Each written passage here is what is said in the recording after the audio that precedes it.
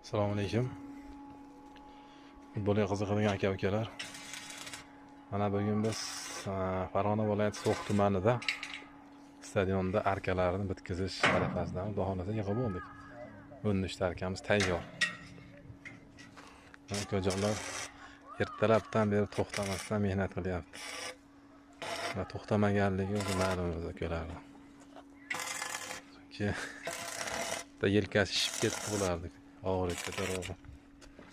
Korpuslar ukalar haqiqiy mehnatkash bolalardan.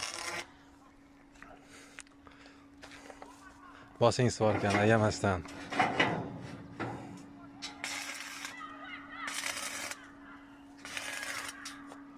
Arkalarimiz tayyor mana Xudo xolasa.